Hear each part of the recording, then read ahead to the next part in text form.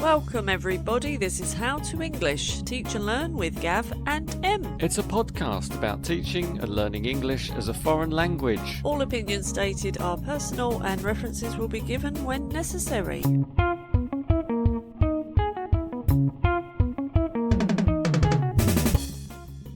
I think my stomach just rumbled. I don't think anybody wants to know about your stomach. Well, I hope nobody heard that. And we're back again with episode 3 of season 7 of Gav and Em's How to English TEFL Pod. We're back and we are hungry. We're hungry for knowledge and the sharing of wisdom. Yes, that'll be it. My stomach is not rumbling, but my ears are rumbling, Gav, because they are hungry to hear what you've got to say this week. Well, that is very exciting because I have got me some topics to share with you. Got you some topics, have you? Okie dokie, let's have them then. And I've written them down and I thought I'd bring up some of these conversations with you because lately, Em, I've been wondering about something new that you've tried this week. You mean just something new? Say again? I was wondering about something new that you had tried this week. You're hoping I've tried something new this week? And I'd like you to share it with us. What was new for you, Em? While you think about that, I'll tell you what was new for me. That's a great way to start. Yes, that will help me, give me some time to think. And the way I'm going to do this is by asking you 3 questions. Interesting. Have you been anywhere nice this week? Now I'm talking to you about what you've done that's new, but... Em, just answer the question, please. Have I been anywhere nice this week? I went to the gym. That was nice. That sounds nice. Did you meet anybody interesting? I spoke to one of the trainers at the gym. And was there anything new that you did in the gym while you were there? I did a lot of standing sprints on an exercise bike, which were not new, but the quantity was new. That sounds very challenging. Could you tell me how to use those words, anywhere, anyone, anything? That's the question I ask my students. How do you use those words? I think it's the same with a lot of things in English. Questions and negatives, that's what I always say. Am I right? You are right. Well done. Use any plus the pronoun, thing, where, body in your questions and negatives. That's what I taught this week anyway. Oh, I see. That was something new. That was what you've been thinking about because you've been teaching it. Well, Gav, there's nothing like teaching it to make you think about it, is there? You mull it over. How long did it take you to prepare that lesson? It took a little while because I got one of the pages from a very well-known English coursebook and then I tore it up, put it back together again and used that to supplement my teaching. You didn't really tear it up, you just mean you rearranged it a little bit. Yeah, I was being metaphorical there. Okay, so it was more enjoyable that way? Bit more dynamic, do you think? I streamlined it, so my students just got the interactive conversation part. We had a quick look at the grammar, and then I gave them a little test at the end. Do you think they got it? I tried it with a few different classes, and some classes did really well, and some classes will have to try again next week, once they've had a little time for the grammar to digest into their systems. Right. That, I think, is a good, solid grammar lesson. Very useful language. We all need to use those words, and I suppose students make those mistakes with, I didn't do something. Maybe they say that. Is that okay? I don't know. That doesn't sound right. I didn't do anything. That should be I didn't do anything. But then something comes along and makes it confusing, doesn't it? And I don't mean something as in something. I mean the word something makes it confusing because you can use something with everything as far as I know. You can use something in questions if you expect the answer to be positive. Oh, you have done your homework. But it doesn't seem to be always the case. But anyway, this was my pre-int students, and they seemed very satisfied that there were simple rules to this grammar. Good. Start with the basics, and then you can get into more complicated things. Into the weeds. Well, yeah, because it gets very complicated with nothing, no, none, some. Those words are kind of hard as well. I remember there were upper intermediate level pages in books about those words. But, one step at a time, right? That's it. Well, Gav, I think those are very useful words for your A2 students. Thanks, Em. So what have you been introducing your students to this week? Well, I've been learning a lot about medical English, Gav, that I didn't know before. And I've got some new students who perform some quite specific medical procedures. So I have to learn a lot of new vocabulary that I didn't know before. And they're explaining a lot to me about things I didn't know about. They're teaching you or you're teaching them? I think it's a bit of both. I'm trying to keep up with what they actually do, which is quite challenging, but then at the same time I can feed in some of the vocabulary. If they explain it well enough, I can give them the words that they're missing, and I think just getting them to talk about it in depth is really helping them as well. Do they need that for their jobs? They do need that, yes. They have foreign colleagues from other countries that they now need to have meetings with, so they need to be able to discuss all this in English. There's some complex terminology that they have to explain to their colleagues who might not already know these words but may already know the procedures. Yes, exactly that. And some of it's just very heavy medical language, and other things I know, but I only know the British version. For example, pronunciation has been quite interesting. So if you think about the word saline, in American English, that's pronounced saline, and I didn't know that, so I needed to check that both were okay because I thought my students were saying it wrong. But no, they're not. They're just saying it the American way, saline. How did you check that your students weren't making a mistake? I went to Google, and they have a fantastic feature on there where you can listen to the American version and the British version of the pronunciation. And I guess it's written in IPA too. And there's a little diagram video thing that shows you the mouth position as well. It's very good. Cool. Moving on, Gav. Lately I've been thinking about the two extremes, perhaps, of teaching English, and a feature that maybe you've come across with students, that they are either shocked that you remember something about them, or appalled that you don't remember something about them. I have experienced both of those situations. Can you give me some examples? I remembered it was somebody's birthday, and they were absolutely delighted to see that I'd remembered, and they said, "Thank you very much, that's very kind." Did you remember that from the year before, or because they told you it's my birthday next week? I had surreptitiously written in their course notes. So you had a reminder. That's useful. Yes, and they were very happy. But be careful with some people. Don't wish them happy birthday in advance. That is bad luck in some cultures. I've learnt that the hard way. They look very upset with you. And conversely, I have also forgotten so many details that my students have given me that they were appalled. They were furious? No. Oh, that's going quite far, but they look very... They were shocked that I couldn't remember they drove an Audi and I thought it was a BMW. Those are very good examples. And I think there are probably students in the middle of those two extremes. But yeah, sometimes they're absolutely amazed that you remember their dog and that their dog's name's Bingo. Or on the other side, they say, yeah, I went to see my sister's new baby last week, and I know they've probably told me if it was a boy or a girl, but I cannot remember, so I have to say, and how was the baby? Because I can't remember, and I think they look at me like, why don't you say nephew or niece? Do they really expect you to remember that? I think so, because something like that is a really big deal, and they may have spent quite a long time telling me about it. Do our students think that we're really paying attention when they're speaking to us? Well, I am really paying attention, Gav. I think I probably wrote down sister had new baby, but then just failed to note the gender, which some would argue isn't relevant, but I just think, write those things down, because you may think, oh, I'll remember that. Of course I will. I never remember things. I don't know why you think that, Em. Something like that, I think that's easy. You know, it's a boy. They've got a nephew, but a week later, it's like, mind wiped. A minute later, it has gone from my mind, to be honest with you. Yeah, well, these are the pitfalls, right, of teaching. You could always check in the chat box if it's an online lesson and just see if you've written niece or nephew.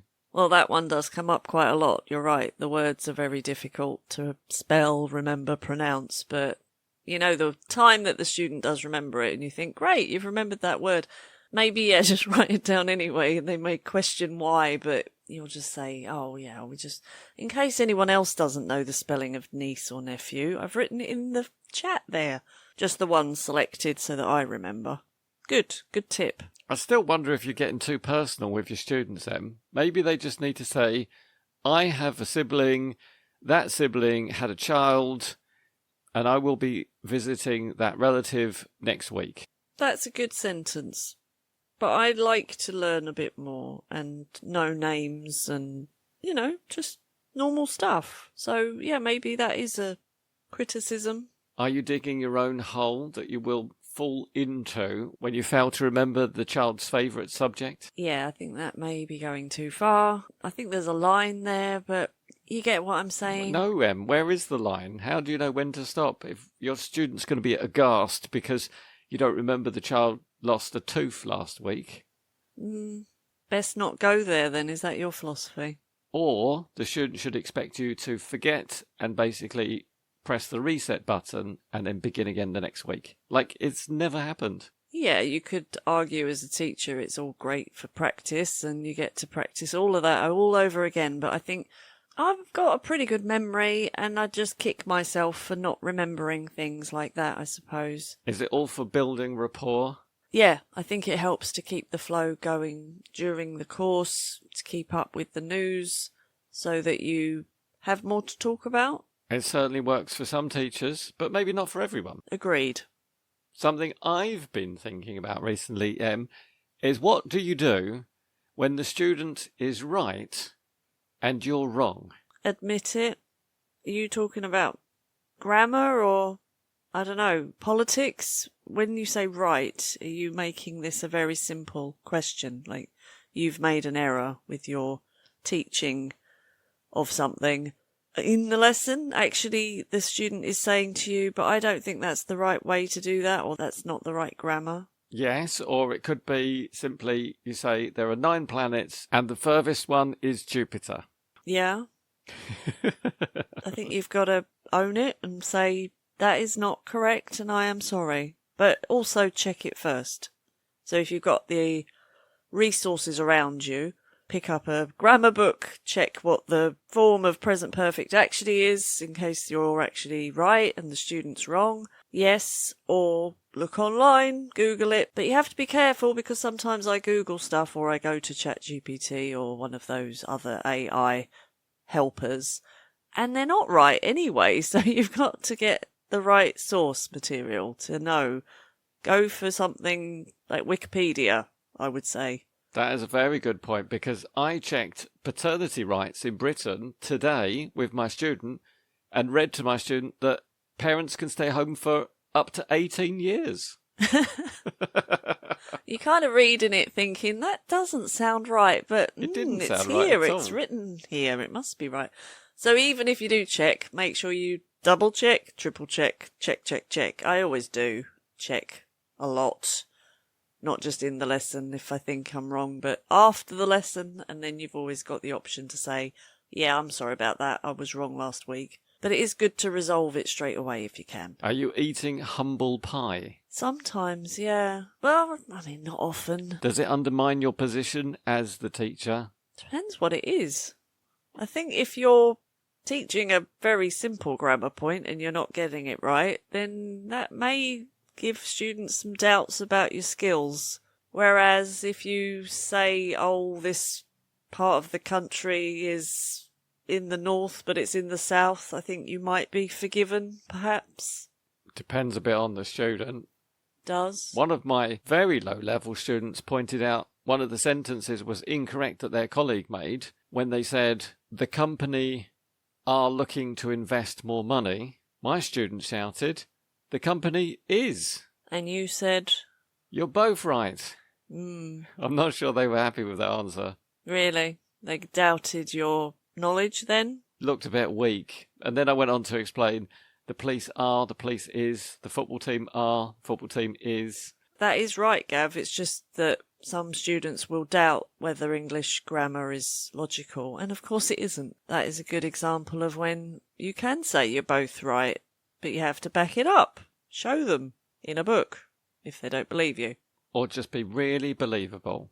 If you're sure that you're right, then yes. But you got to be sure. How often are you wrong, Gav? From time to time, I am, yeah. Well, we do teach a lot, don't we? And there's a lot of things that come up. Knowledge, grammar, just everyday things as well. You can't be right all the time. No, but you can do your best, and as you say, apologise if there are any mistakes and fix them immediately. Your turn, Em. I've been thinking about the difference between classes and students I've taught for a long time and new students, new classes. And they are very different. How are they different? Well, established classes and students are a bit like a really lovely, comfortable pair of shoes that you've worn for ages. Are they a little bit smelly? No, no, not in that sense. They're really comfortable. They're easy. You know exactly where you are with them. You slide straight in there and you feel secure in that classroom. Yeah, and you are more relaxed, I think, when you teach them. You've worn them in. I don't know if this Or is worn them out, maybe. don't know if this is a good metaphor.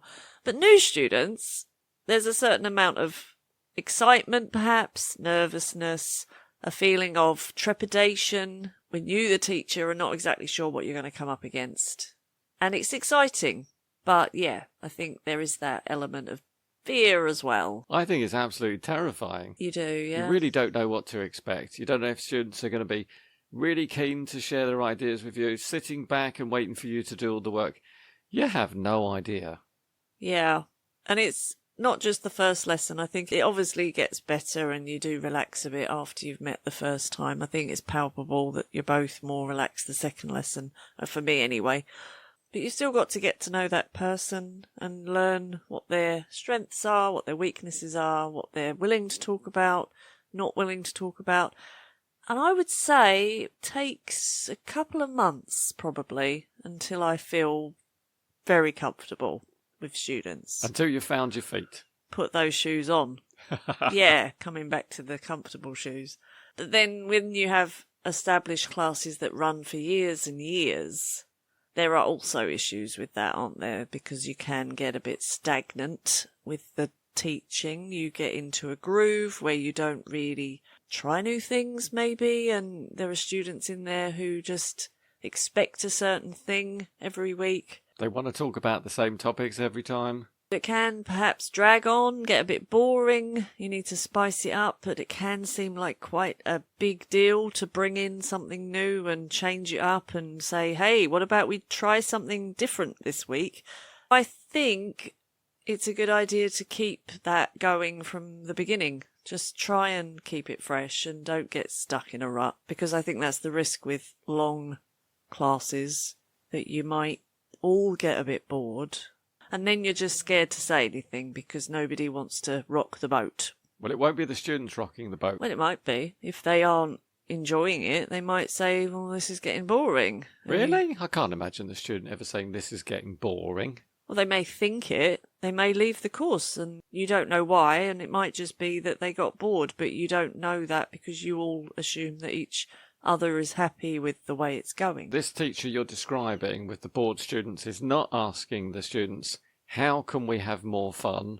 What things do you want to do in your classes that we're not doing? Yeah, it's key, I think. You've got to keep doing needs analysis throughout the course. Maybe the teacher is only going with the dominant students who are quite happy talking about the same things every week, but the other students maybe are not getting the opportunity to practice the skills they want to develop. Could be that. If you're doing a book, it could just be page after page, getting a bit boring, and students want something different, but nobody wants to complain because it's okay. It's a good course, you know, it ticks most of the boxes. Is it better the devil you know? Sometimes it is very comfortable. Yes, good tip. You've got to keep asking, not too much, because I think that gets annoying as well. I ask every week. No, really? Yeah. No. I was complimented on my asking every week. Really? Yeah. I think that sounds needy. I think that was the one good thing going for me. How was that, everyone? Did you enjoy it every week? No, asking them what do they want to do this week. Oh, the beginning. Yeah, okay, that's fine. I do that too, because you may just have an issue that comes up one week or something happens that somebody needs to talk about. It's absolutely amazing when you say, good morning or good afternoon, everyone. Is there anything you want to talk about today? Are there any grammar points or any vocabulary you want to cover? Or would you like to share anything with the class?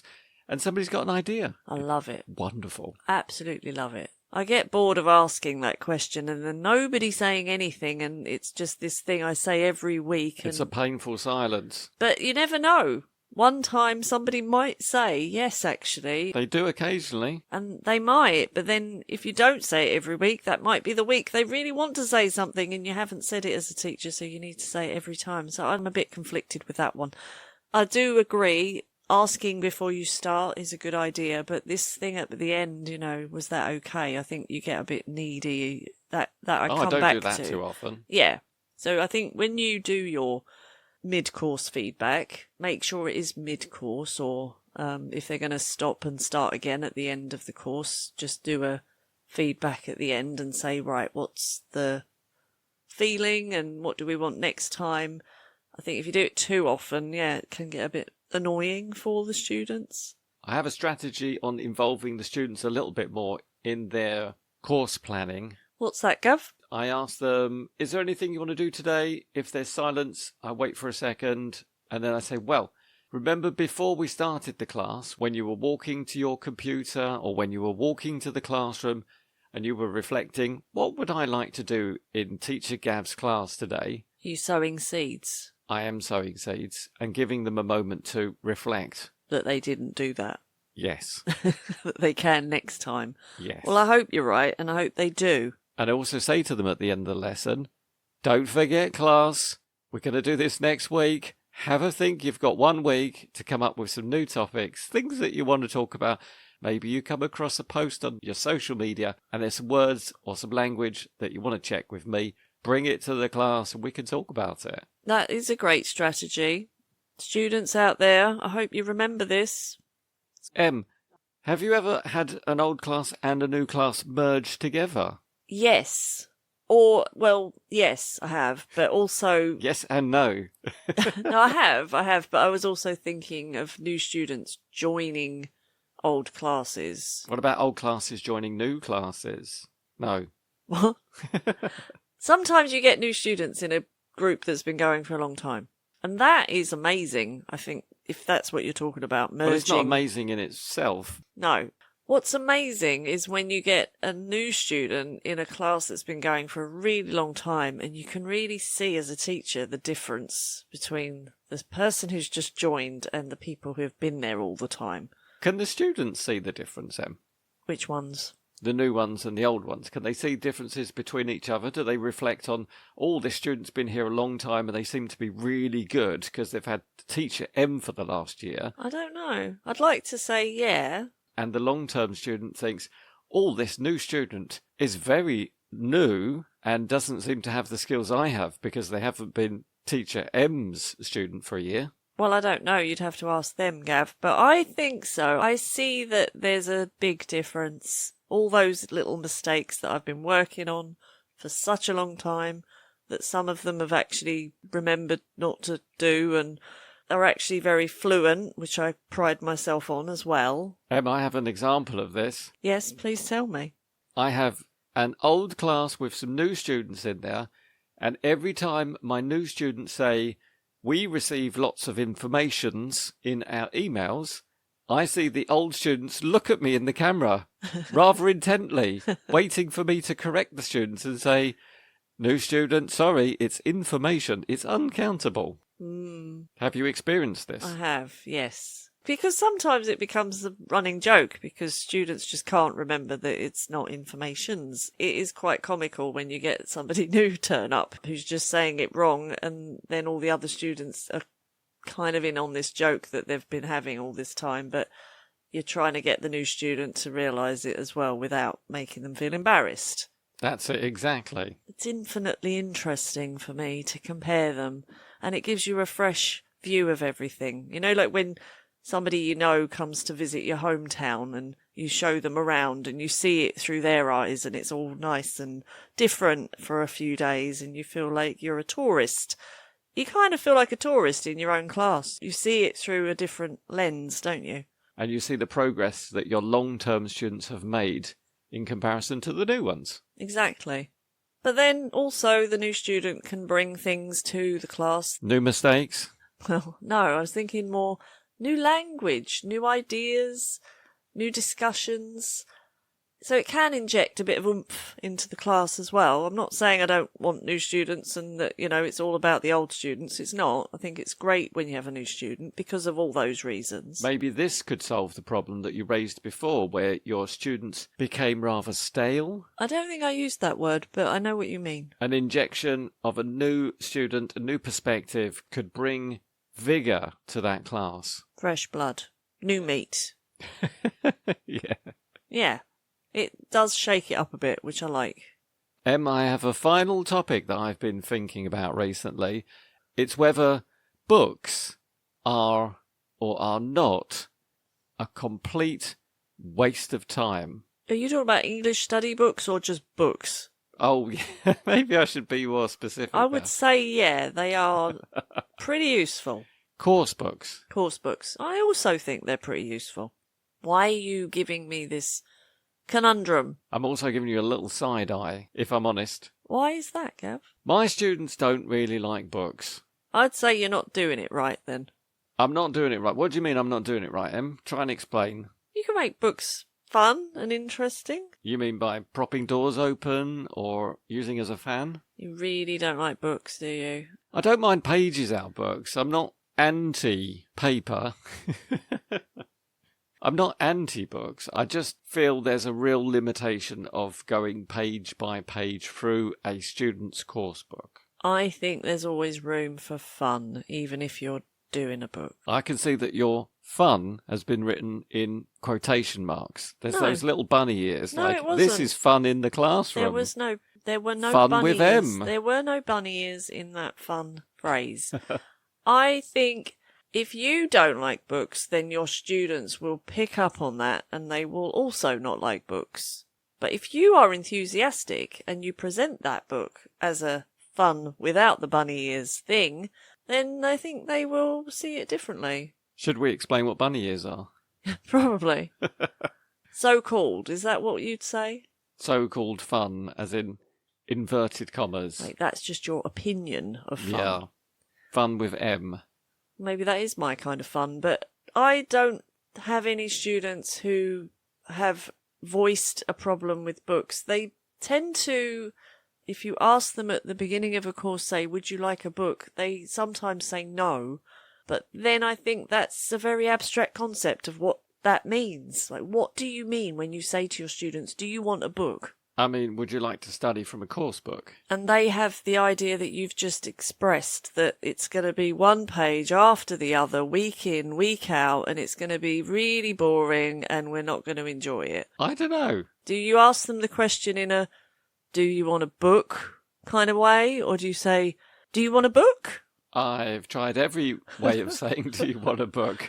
And they don't seem particularly interested. They want to just talk, Em. That's all they want to do. Or they want to learn how to present something or how to email or how to improve their writing skills, reading, etc. Which is the issue with books. I agree that sometimes the topics or the way that books structured doesn't always go the way that the students would like. So perhaps it's better just to have a set of lessons at the beginning that deal with all the things they've asked for. So yeah, if they want email, presentations, meetings, telephone language, get those all through done. Perhaps with a book there as a support. If you're using a business book, you could cherry pick the units. Does that work? Could you just say, now class, I'm going to use Unit 3 from this business English book to practice our telephone language skills? You don't have to say it. You just say, okay, we're going to practice telephone skills today and then open a page of a book. I think it's fine.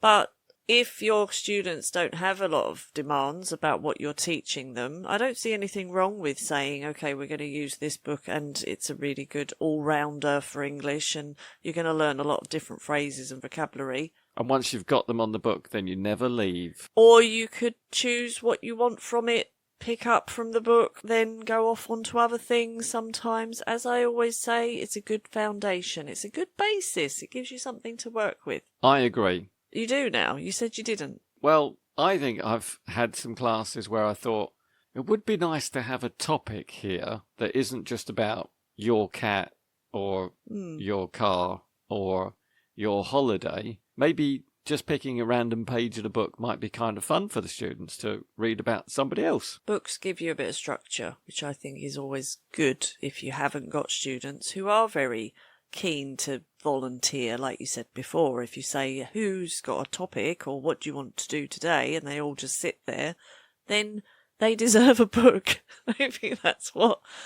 And I mean deserve with bunny ears, but I think that's a good place to start with a class like that. What you're talking about, I think, is when you have students who are very opinionated and they know what they want and they hate books because of maybe bad memories from school. Then I think it is difficult to force a book onto them, but I still would somehow get it in there and they may not even realise before it's too late. And then they say, oh, it's a book and I'm enjoying it. Yeah, my students totally wouldn't go for that, but thanks for the tip. Well, you've got to take it, as we say, case by case, haven't you? You've got to do what's right for your class. That is absolutely true. Which brings me to my last point, Gavin. As far as I can see, the way to determine whether a lesson has been successful or, more importantly, to see if a lesson has failed, I would say a yawn is a fail. A yawn at the end of the lesson or at the beginning? A yawn definitely at the end.